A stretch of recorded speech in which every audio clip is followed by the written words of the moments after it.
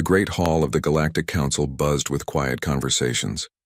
Representatives from dozens of species sat in their assigned seats, waiting for the morning session to begin. The massive dome above them showed the stars of the galaxy, slowly turning as their homeworlds moved through space. Hyunwoo Kim adjusted his simple black suit and checked his notes one more time. As the human ambassador to the Galactic Council, he had attended hundreds of these meetings over the past 5 years. Most were boring trade discussions or minor border disputes. Today felt different, though. The Velthari Empire had called for this special session, and they never did anything without a reason. The Velthari were tall reptilian beings with sharp teeth and cold yellow eyes. Their empire controlled over 40 star systems and had one of the largest military fleets in the galaxy. They were proud, aggressive, and always looking for ways to expand their territory. Hyunwoo had dealt with them before and knew they could be difficult. A deep chime echoed through the hall, calling the session to order. Council Speaker Mordek, an elderly blue-skinned Altarian, rose from his chair at the center of the room. Chew. Council recognizes High Commander Thexval of the Velthari Empire, Mordek announced in his scratchy voice. Thexval stood up, his 7-foot frame covered in dark green scales that gleamed under the hall's lights. He wore the traditional red and gold uniform of the Velthari military, with medals covering his chest. His cold eyes swept across the room before settling on Hyunwoo. Honored council members, Thexval began, his voice carrying a slight hiss. The Velthari Empire comes before you today with a reasonable request. We seek exclusive mining rights to 3 star systems that contain valuable resources our people need. He activated a holographic display that showed 3 solar systems. Hyunwoo recognized them immediately. They were human colonies: New Busan, New Seoul, and New Daegu. Each system had human settlements with hundreds of thousands of people living and working there. These systems, Thexval continued, contain rare metals and energy crystals that are essential for our industrial growth. The current occupants are using less than 5% of these resources. We can extract them much more efficiently. Hyunwoo felt his jaw tighten. The current occupants, Thexval mentioned so casually, were nearly 2 million human beings who had built homes and lives in those systems over the past century. The Velthari Empire is prepared to offer fair compensation for relocation of the current populations, Thexval added, as if he were discussing moving furniture instead of entire civilizations. Council Speaker Mordek turned toward Hyunwoo. The council recognizes Ambassador Kim of the Human Federation. Hyunwoo stood slowly, keeping his voice calm and professional despite his anger. Thank you, Speaker Mordek. The Human Federation appreciates the Velthari Empire's interest in trade, but we must respectfully decline their proposal. The systems in question are established human colonies with permanent settlements, industries, and cultural sites that cannot simply be relocated. Thexval's eyes narrowed. Ambassador Kim, surely your people understand the greater good. The Velthari Empire can make better use of these resources than a few scattered farming communities. Those scattered farming communities are home to nearly 2 million human citizens, Hyunwoo replied firmly. They have lived in those systems for over 100 years. They have built cities, schools, hospitals, and entire civilizations. We will not abandon them for mining operations. A murmur ran through the council chamber. Other representatives watched the exchange with interest. Disputes between major species were always tense affairs. Thexval stepped closer to Hyunwoo's section. Perhaps the humans do not understand their place in this galaxy. You are newcomers here. Barely 3 centuries since you left your home world. The Velthari Empire has ruled space for over 2,000 years. We know how to make hard decisions for the benefit of all. Before Hyunwoo could respond, an ancient voice spoke from the far side of the chamber. Commander Thexval, you would be wise to reconsider your words. All eyes turned to Elder Zeftos, the oldest member of the Galactic Council. The Kethmairan was over 800 years old. His once blue skin now faded to pale silver. His arms moved slowly as he stood, leaning heavily on his walking staff. When Elder Zeftos spoke, even the most powerful species listened. Elder Zeftos, Thexval said with barely hidden impatience. With respect, your age shows. These humans are weak mammals who avoid conflict. They have never fought a real war since joining the galactic community. They pose no threat to anyone. The old Kethmiran's large eyes fixed on Thexval. Young commander, I was alive during the Terra Wars. I saw what humans can do when they are truly angered. There is an old rule in this galaxy, one that has kept the peace for centuries. Never anger the humans. Several older representatives nodded in agreement, but Thexval laughed. Elder, with all due respect, that is ancient superstition. Look at them. He gestured toward Hyunwoo. They send diplomats instead of warriors. They negotiate instead of fighting. They are soft and weak. The humans choose diplomacy because they prefer peace, Elder Zeftos said quietly. That does not make them weak, it makes them wise. A sleeping giant is still a giant, Commander. Thexval's scales seemed to darken with irritation. Giants? These mammals? Elder Zeftos, perhaps it is time for you to retire from the council. Your mind clings to old ghost stories. A shocked silence fell over the chamber. No one had ever spoken to Elder Zeftos with such disrespect. The ancient Kethmiran simply nodded sadly. Very well, Commander. But remember this moment when you learn the truth of those ghost stories. Hyunwoo watched the exchange with growing concern. He had never heard of these Terra Wars, or the old rule about angering humans. His own people's history book spoke of the early space exploration period as a time of peaceful expansion and first contact with alien species. The Human Federation's position remains unchanged, Hyunwoo said formally. We will not abandon our colonies for mining operations. However, we remain open to trade agreements that benefit both our peoples without displacing human populations. Thexval turned back to face him, his yellow eyes full of contempt. Ambassador Kim, you make a mistake. The Velthari Empire does not make requests lightly. We have offered you a peaceful solution. Do not force us to consider other options. The threat was clear, but Hyunwoo held his ground. The Human Federation will defend its citizens and territories. We hope it does not come to that. As do we all, Council Speaker Mordek said quickly, stepping in before the situation could escalate further. This session is adjourned. Perhaps both parties can find common ground through private negotiations. As the representatives began to file out of the chamber, Hyunwoo noticed Jae-sung Lee, the council's chief historian, approaching Elder Zeftos. Jae-sung was a young human scholar who had spent years studying galactic history and politics. His face looked troubled as he spoke quietly with the ancient Kethmiran. Hyunwoo gathered his notes and headed for the exit, but Elder Zeftos called to him. Ambassador Kim, a word please. Hyunwoo approached the elderly alien who was still speaking with Jae-sung. Up close he could see the deep worry in the elder's large eyes. Ambassador, Elder Zeftos said softly, you should research your people's early history more carefully. Ask historian Lee to show you the restricted archives about the Terra Wars. You may find them educational. Elder, I don't understand. What Terra Wars? Human records show only peaceful exploration and first contact protocols from that period. Elder Zeftos and Jae-sung exchanged a meaningful look. Sometimes, the elder said slowly, the most important histories are the ones people choose to forget. But the galaxy remembers, even when individual species do not. As Hyunwoo left the council chamber, he felt a chill that had nothing to do with the station's air conditioning. Behind him, he could hear Thexval talking loudly with his military advisors about teaching these humans their place.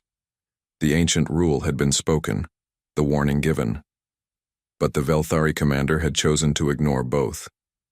In the restricted archives of the Galactic Council, old files waited to be opened, files that told a very different story about humanity's past. Files that explained why, for 3 centuries, the galaxy had lived by one simple rule: never anger the humans. 3 weeks had passed since the tense meeting at the Galactic Council. The Velthari Empire had made no further official contact, but their military ships had been spotted near human space.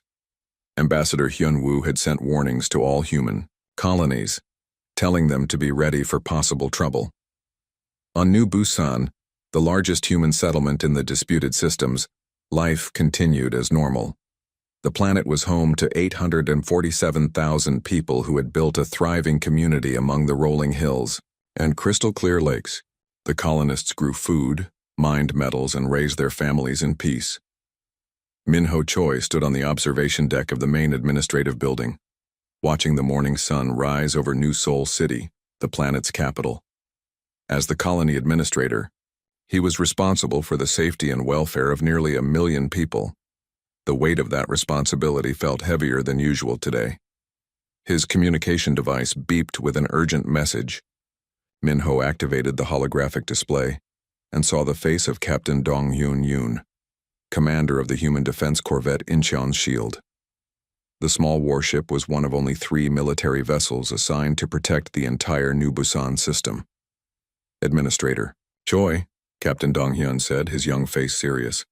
We have a problem. Long-range sensors are detecting a large fleet approaching our system. They'll be here within 6 hours. Min-ho felt his stomach drop. How large? 43 ships, sir. Mostly Velthari design. It's a full battle fleet.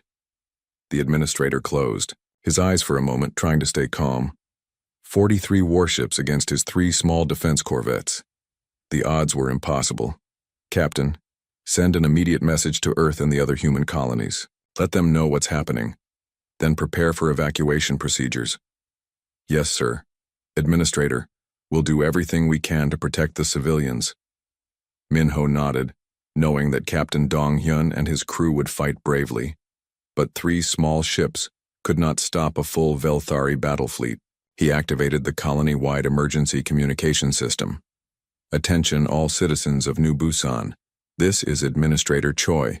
We have received word that a large alien fleet is approaching our system. As a precaution, we are beginning immediate evacuation procedures. Please remain calm and follow the instructions of your local emergency coordinators. This is not a drill. Across the planet, people stopped what they were doing and looked up at the speakers. In the schools, teachers like Yoon-ji Song gathered their young students and tried to keep them calm while explaining that they might need to take a trip on the big ships for a while. Yoon-ji was a kind woman in her 30s who taught elementary school in one of the smaller towns outside the capital. She had 2 children of her own, 6-year-old Hana and 8-year-old Taemin, who attended her school. Like many colonists, she had been born on New Busan and had never seen Earth. This was her home, the only home her children had ever known. Mrs. Song asked one of her students, "Are the bad aliens coming to hurt us?" Yoon-ji knelt down to the child's level and smiled gently. "No, sweetheart. We're just being extra careful. The nice people in the big ships will take us somewhere safe until everything is okay again." But even as she spoke the comforting words, Yoon-ji felt fear growing in her chest. She had heard the stories about the Velthari Empire and their aggressive ways. She gathered her children and joined the thousands of families heading toward the evacuation centers. 6 hours later, the Velthari fleet dropped out of hyperspace at the edge of the New Busan system. Admiral Thekmore, a veteran military commander, stood on the bridge of his flagship Velthari's Wrath. He was older than High Commander Thekseval, with darker scales and more battle scars, but he shared the same arrogant attitude toward other species. "Admiral," reported his communications officer, "we're receiving a transmission from the planet." "Put it through." Min-ho Choi's face appeared on the main screen. He looked tired but determined. "Admiral Thekmore, I am Min-ho Choi, administrator of New Busan Colony. I understand you have come to claim this system for mining operations. We are prepared to discuss terms for peaceful evacuation, but we need time to safely relocate $847,000 civilian men, women, and children. We request 72 hours to organize proper transport and temporary housing." Admiral Thekmore laughed, a harsh sound that echoed through his bridge. "Administrator Choi, you have 6 hours. Load your people onto whatever ships you have and leave. We begin mining operations at 18 Standard Time." "Admiral, please be reasonable. 6 hours is not enough time to safely evacuate nearly 1 million people. We need at least 3 days to do this properly. We have elderly citizens, young children, and people with medical needs who require special care during transport." "Not my concern." Thekmore replied coldly. 6 hours, human. Do not test our patience further. The communication ended. On his bridge, Thekmore turned to his weapons officer. Prepare the main guns. If these mammals try to resist, we will show them the price of defying the Velthari Empire. Down on New Busan, Minho stared at the blank screen in horror. 6 hours.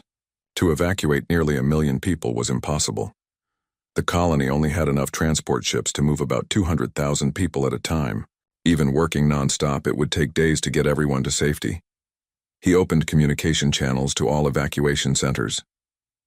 All teams, this is Administrator Choi. We have 6 hours to evacuate as many people as possible. Priority goes to families with children, elderly citizens, and anyone with medical needs. Work as fast as you can, but maintain safety protocols. Captain Dong-hyun positioned his 3 corvettes between the planet and the Velthari fleet. His ships were small and lightly armed compared to the massive alien warships, but they were fast and manned by brave crews who would not abandon their families and friends on the planet below. As the hours passed, transport ships loaded with frightened colonists began launching from New Busan's surface. Yoonji Song held her children close as their transport ship lifted off, carrying 3,000 refugees toward the safety of deep space. Through the small window, she could see other ships rising from the planet, but there were so few of them compared to the millions of people still waiting on the ground. At exactly 1800 Standard Time, Admiral Thekmore's patience ran out. He had watched the pathetic human evacuation efforts with growing irritation. Only about 180,000 people had been evacuated so far. The rest were still on the planet or waiting in transport ships that had not yet reached safe distance. Time is up, he announced to his bridge crew. Open fire on the evacuation transports. If the humans will not leave quickly, we will encourage them. Sir, his communications officer said hesitantly. Those are civilian transports carrying non-combatants. Admiral Thekmore's cold eyes fixed on the younger officer. They are obstacles to our mining operation. Remove them. The massive guns of the Velthari flagship opened fire. Beams of deadly energy lanced across space, striking the slow-moving transport ships. Yoonji Song's ship was one of the first hit. The energy beam tore through the hull, killing everyone aboard in seconds. The gentle teacher and her 2 young children died together, along with 2,997 other innocent people. Captain Dong-hyun watched in horror as the evacuation ships exploded one by one. All corvettes attack pattern Delta. Protect the remaining transports. His 3 small warships charged toward the massive Velthari fleet. They fired their weapons as fast as they could, trying desperately to draw attention away from the helpless civilian ships, but the Velthari had 43 warships to their 3. The Inchin's shield lasted only minutes before overwhelming firepower tore it apart. Captain Dong-hyun died at his post, still trying to save the people he had sworn to protect. His 2 sister ships followed quickly, their brave crews fighting to the very end. With the human defense ships destroyed, Admiral Thekmore turned his full attention to the evacuation fleet. His ships spread out and began systematically destroying every transport they could find. The slow, defenseless ships had no chance against military warships. In 4 hours of methodical slaughter, the Velthari fleet destroyed 127 civilian transport ships. 340,000 human men, women, and children died in the vacuum of space, their only crime being in the way of an alien mining operation. When it was over, Admiral Thekmore surveyed the debris field with satisfaction. The remaining humans on New Busan had stopped trying to evacuate. They knew it was pointless now. Send a message to the planet, he ordered. Tell them they have 24 hours to surrender completely. Anyone still on the surface after that time will be considered a military target. But the Admiral had made a terrible mistake. Every moment of the massacre had been broadcast live to human space through emergency communication channels. Across the Human Federation, nearly 800 million people had watched their fellow humans die. They had seen civilian ships full of families destroyed without mercy. They had witnessed the cold-blooded murder of hundreds of thousands of innocent people. On Earth, in the halls of government, Admiral So Young Kang watched the final transmission from New Busan. Her face was stone, but her hands shook with rage. Around her, other military commanders sat in stunned silence. Ambassador Hyunwoo had returned to Earth immediately after the attack. He stood before the emergency session of the Human Defense Council and spoke the words that would change the galaxy forever. The Velthari Empire has broken the oldest rule in the galaxy. 6 months had passed since the New Busan massacre. The galaxy had grown quiet and nervous. No human ships traveled the trade routes anymore. No human ambassadors attended galactic council meetings. Every attempt to contact human space received the same automated response: all diplomatic relations suspended pending resolution of outstanding grievances. The Velthari Empire celebrated their victory.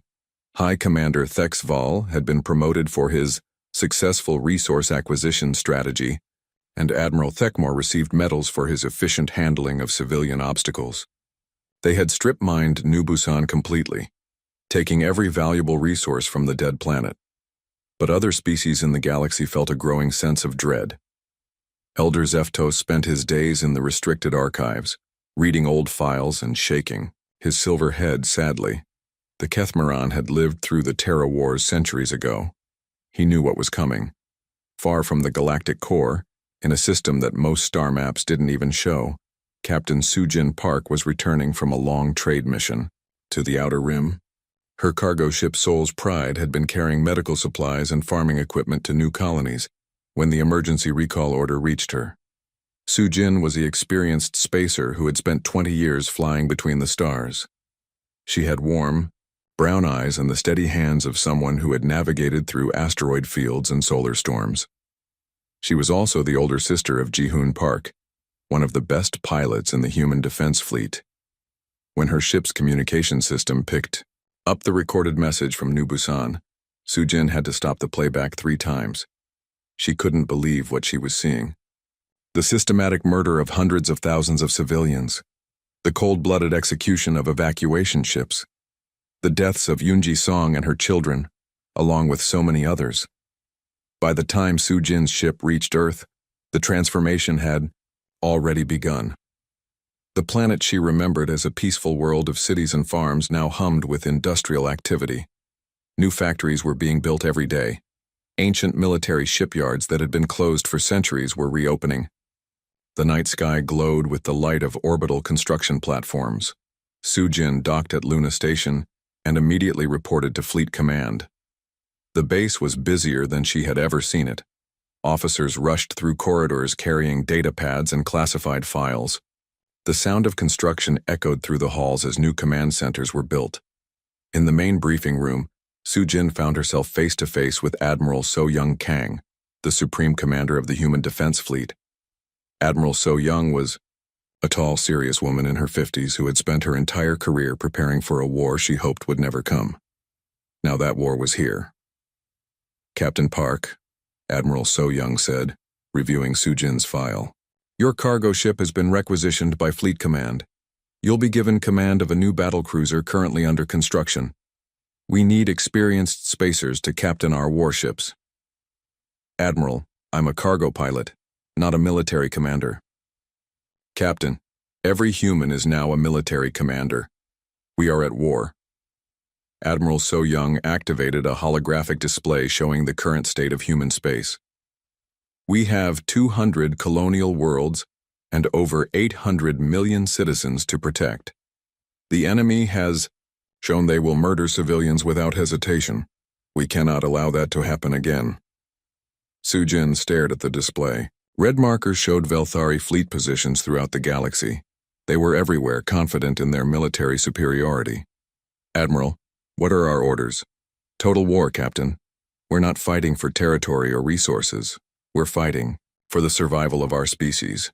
The Velthari have shown us that they see humans as obstacles to be removed. We will show them what happens when you try to remove humanity." In another part of the lunar base, General Woojin Nam was coordinating the largest military mobilization in human history. The general was a stocky, practical man who had spent decades studying alien military tactics and technologies. His war room was filled with holographic displays showing troop movements, supply lines, and construction schedules. "Status report," General Woojin demanded as his aide entered the room. Sir, we now have 15,000 warships in various stages of construction. The shipyards are working around the clock. Every human colony has activated its defense militias. We estimate we can field a total force of 200 million trained personnel within the next 2 months. General Wu Jin nodded grimly. And Dr. Hyejin's weapons research? Progressing ahead of schedule, sir. She says the new systems will give us a significant advantage. Across the base, Dr. Hyejin Lim was working in a laboratory that didn't exist on any official blueprints. The brilliant scientist had spent years studying captured alien technology, reverse engineering their weapons and shields. Now her theoretical research was becoming deadly reality. Dr. Hyejin was a small woman with intense eyes who rarely left her laboratory. She had been working 18-hour days since the massacre, driven by the knowledge that every day of delay meant more human lives at risk. Test Sequence 7 is complete, she reported to her team. The new plasma torpedoes show 300% improved penetration against Velthari shield technology. Begin mass production immediately. Her research had uncovered something interesting about alien military technology. For all their arrogance and superior attitudes, most alien species had become comfortable with their current level of technology. They improved things slowly over decades or centuries. Humans, on the other hand, had been studying and adapting alien technology for 300 years. Now they were ready to show the galaxy what human innovation could accomplish. Meanwhile, at the elite fighter training academy on Mars, Ji-hoon Park was pushing himself and his fellow pilots to their limits. Ji-hoon was Soo-jin's younger brother, a talented pilot with quick reflexes and an instinct for combat flying. He had been selected to lead a new squadron of experimental fighters. Listen up, Ji-hoon addressed his squadron of 20 pilots. We're going to be flying ships that don't officially exist, using weapons the enemy has never seen. Against an empire that thinks we're weak and scared. They murdered our civilians because they thought we wouldn't fight back. We're going to prove them very, very wrong. The pilots under Ji-hoon's command were the best humanity had to offer. They came from every human world, united by their skill and their anger at what had happened to New Busan. Their new fighters incorporated technology that pushed the boundaries of known physics. Our mission is simple, Ji-hoon continued. We eliminate enemy command ships. We protect our people. We show the galaxy that humanity will not be intimidated by bullies and murderers. Throughout human space, similar scenes were playing out. Farmers were becoming soldiers. Miners were learning to operate military equipment. Scientists were converting their research to military applications. Every human colony had become a fortress. Every human citizen a potential warrior. The Velthari Empire, meanwhile, continued their mining operations and celebrated their easy victory. They had no idea what was building in human space. Their spies reported increased industrial activity, but they dismissed it as typical human overreaction. High Commander Thexval gave interviews to galactic news networks, boasting about Velthari, military superiority and dismissing human threats as empty posturing. The mammals lack the courage for real war, he declared. They will submit to Velthari rule or face the same fate as New Busan. But Elder Zeftos knew better. The ancient Keth Miran had finally found the files he was looking for in the deepest archives of the Galactic Council. The real history of the Terra Wars. The truth about what humans could do when they were truly pushed to their limits. The files told of the early days of human expansion, when several aggressive alien empires had tried to stop humanity from spreading among the stars. They had seen humans as weak newcomers who could be easily conquered or controlled. They had learned too late that humanity's greatest strength was not their technology or their numbers, but their absolute refusal to surrender when fighting for their survival. The Terra Wars had ended with 3 entire alien civilizations completely destroyed. Not conquered or occupied, but erased from existence. Every ship, every colony, every trace of their cultures had been systematically eliminated by human forces that fought with a cold, methodical fury that terrified the galaxy. After that war, the surviving alien species had agreed to treat humanity as equals and respect their territorial claims. The old rule about never angering humans wasn't superstition. It was the hard-learned wisdom of species that had seen what happened to those who threatened human civilians. But those files had been classified for centuries. Most aliens had forgotten the lessons of the Terra Wars. The Velthari certainly had no idea what they had unleashed. Elder Zeftos tried one more time to prevent the coming catastrophe. He sent a private message to High Commander Thexval, attaching copies of the restricted historical files. "Commander," the message read, "please review these documents and reconsider your actions. There is still time to negotiate a peaceful solution. Once the humans begin their response, it will be too late for all of us." Thexval read the files and laughed.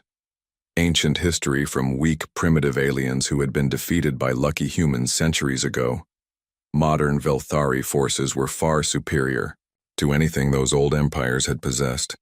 He deleted the message without even bothering to reply.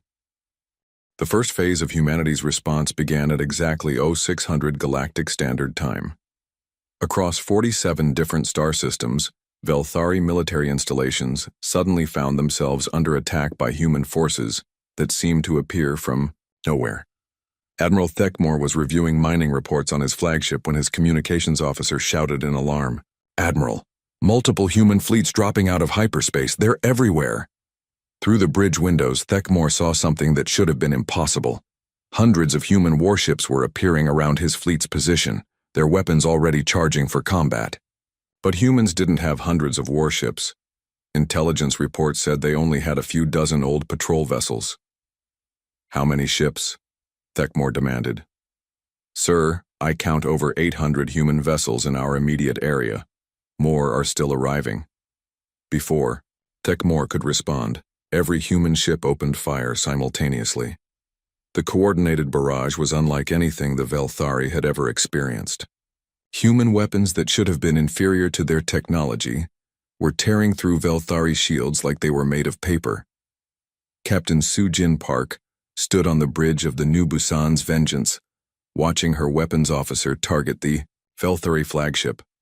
Her battlecruiser was one of humanity's new designs, incorporating every lesson learned from centuries of studying alien technology. "Target their command section," she ordered calmly. "I want Admiral Thekmore alive."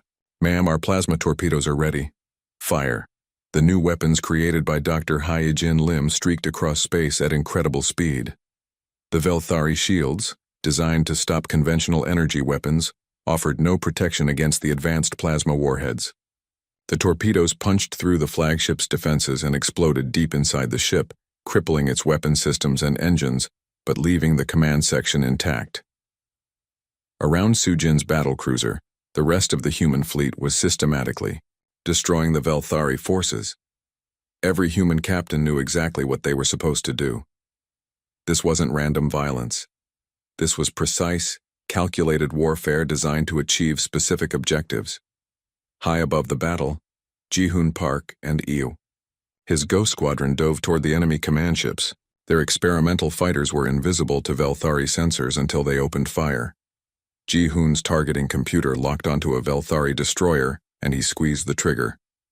"Ghost leader to all pilots," he broadcast. "Remember New Busan, no mercy for child killers." His fighters' new energy cannons fired in rapid bursts, each shot precisely placed to disable rather than destroy. The human fleet needed prisoners who could provide information about Velthari military positions and plans. The battle that Admiral Thekmore had expected to be an easy victory for his forces was over in less than 2 hours. Of his original 43, Ship Fleet 37 had been destroyed or captured. The survivors were badly damaged and completely demoralized. Similar scenes were playing out across Velthari space.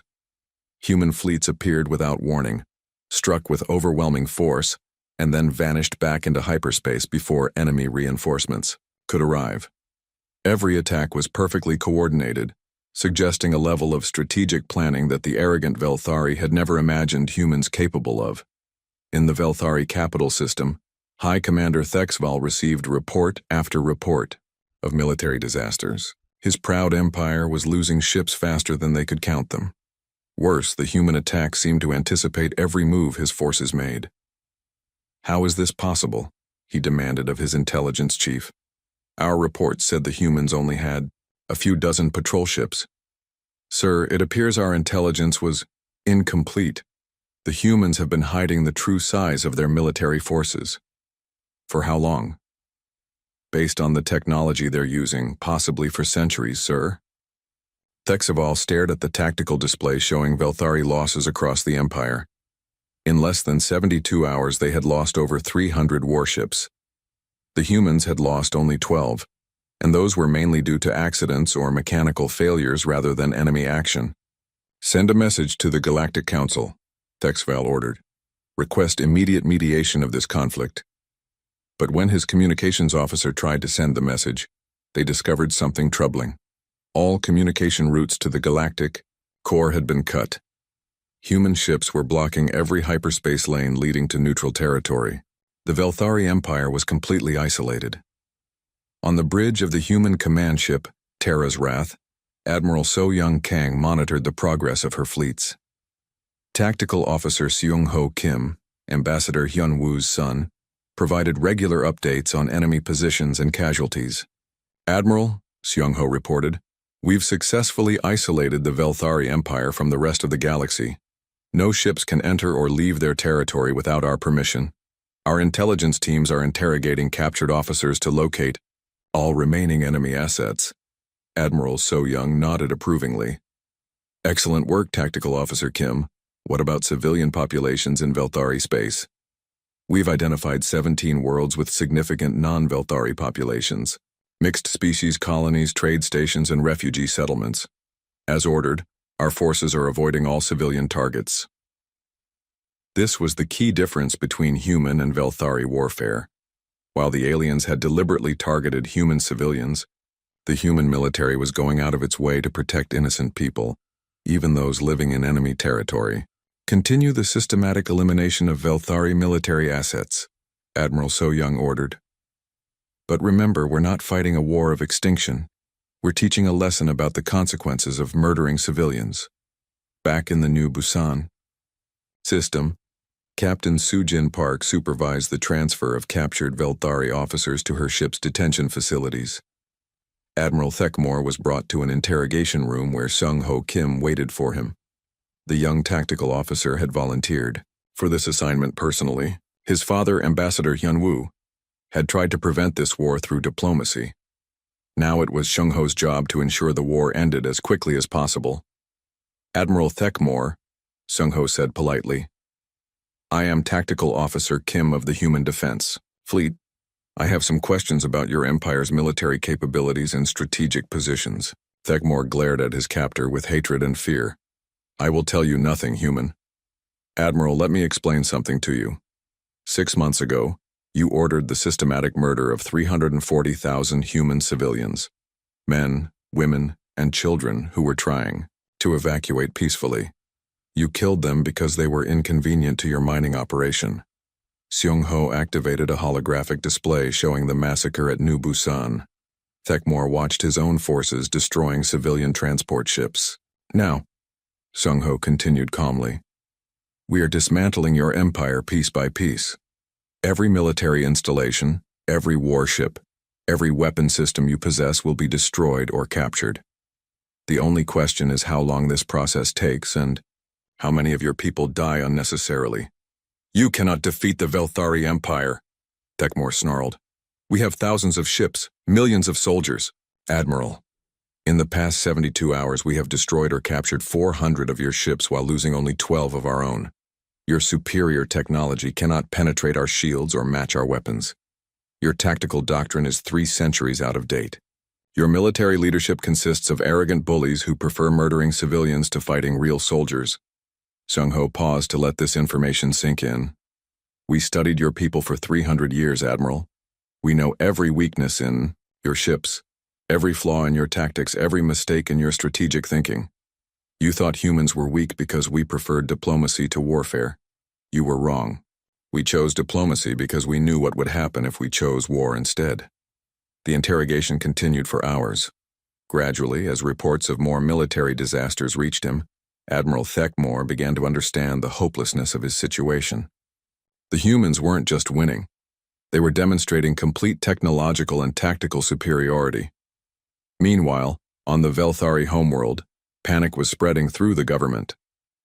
High Commander Thexval had been receiving reports of human fleet movements that made no sense. The humans seemed to know where every Velthari ship was positioned. They struck at the exact moments when their targets were most vulnerable. How are they doing this? Thexval demanded of his advisors. How do they know our every move? His intelligence chief looked uncomfortable. Sir, we believe the humans have been monitoring our communications and tracking our fleet movements for an extended period, possibly years. What do you mean?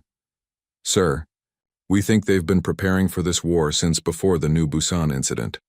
The level of strategic planning required for their current operations suggests they began gathering intelligence on our empire long before any hostilities began.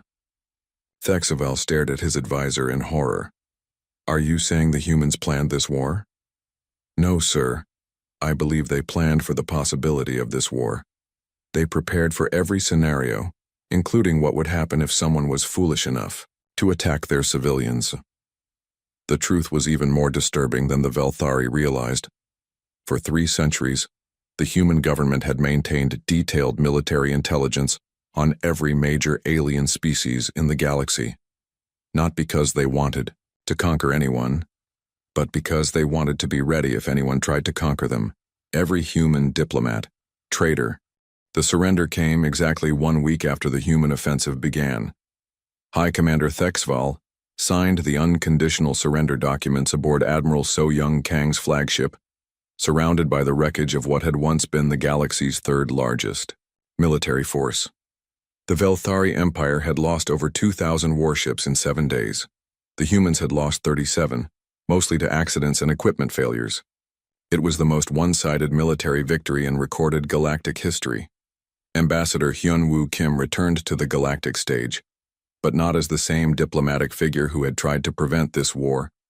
He now represented a humanity that had proven its military might beyond any possible doubt. When he entered the emergency session of the Galactic Council, every representative stood in respectful silence. Honored delegates, Hyun-Woo began, his voice calm but carrying an authority that had never been there before. The Human Federation comes before you today to discuss the new realities of galactic politics. Elder Zeftos nodded sadly from his main seat. The ancient Kethmiran had tried to prevent this catastrophe, but now he could only help manage its aftermath.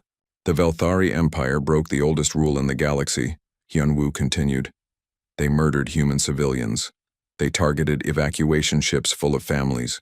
They killed 340,000 innocent people, including children, because those people were inconvenient to their mining operations. The holographic displays around the council chamber showed images from the New Busan massacre. Many delegates had seen the footage before, but watching it again after witnessing the human military response made it even more chilling. The human response was swift, decisive, and proportional, Hyun-Woo said. We eliminated the military threat while protecting civilian populations throughout Velthari space.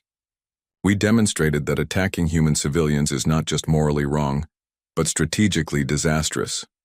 Council Speaker Mordek cleared his throat nervously. Ambassador Kim, the Council recognizes that justice has been served. What are humanity's intentions going forward? Hyun-Woo activated a new holographic display showing the terms of the peace settlement. High Commander Thexval and Admiral Thekmore will stand trial for war crimes. The Velthari Empire will pay full compensation for the reconstruction of New Busan and support for victims' families. All territorial claims against human space are permanently abandoned. And the Velthari people themselves? Asked the delegate from the Altarian Republic. They will be given the chance to rebuild their civilization under new leadership. The Human Federation has no interest in conquest or occupation. We want only to ensure that this kind of atrocity never happens again. Captain Sujin Park had volunteered to oversee the reconstruction of New Busan.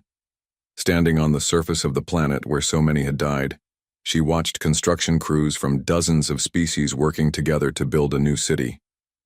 The memorial park at the center of town honored the 340,000 victims, but the living city around it showed that humanity would not be driven from their homes by fear. The rebuilt New Busan was more beautiful than the original. Advanced technology, provided by grateful alien species, created cities that blended seamlessly with the natural landscape.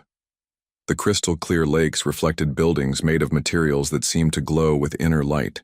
Yoonji-song Memorial Elementary School was the first building completed, where the gentle teacher and her children had once lived and learned. New generations of human children would grow up in safety, protected by the knowledge that their species would never again allow such atrocities to go unanswered. Ji-hoon Park had been promoted to colonel and given command of the new Human Defense Force Elite Squadron. His pilots, veterans of the Velthari campaign, now served as instructors for the expanded human military.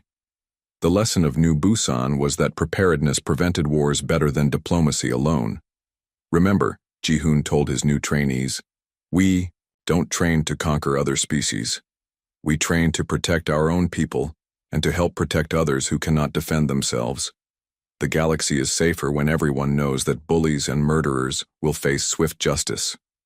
Dr. Hee-jin Lim continued her research, but now with a different focus. Instead of developing weapons, she worked on defensive technologies and medical advances that she shared freely with other species. The goal was to make war less likely and less deadly when it did occur. "The best weapon," she told her research team, "is the one you never have to use because everyone knows you have it." Admiral So Young-kang accepted her appointment as the first Supreme Commander of the Galactic Defense Force, a new organization created to prevent future atrocities against any species. Representatives from over 40 different civilizations served under her command, united by the principle that civilian populations must be protected. The transformation of the Velthari Empire was perhaps the most remarkable outcome of the war.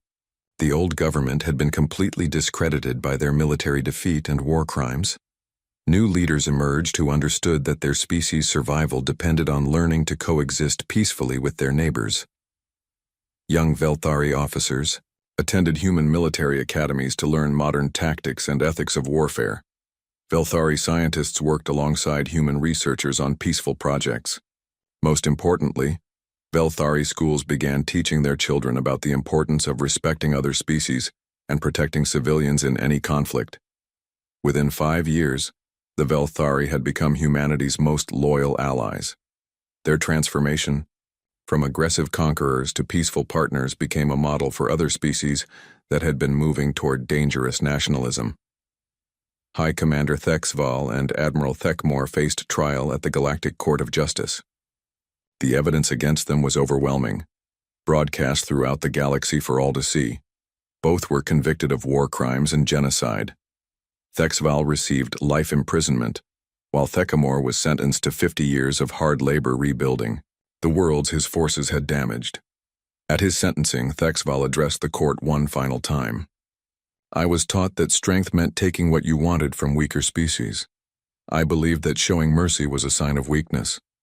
I was wrong. The humans showed me what real strength looks like. Real strength protects the innocent.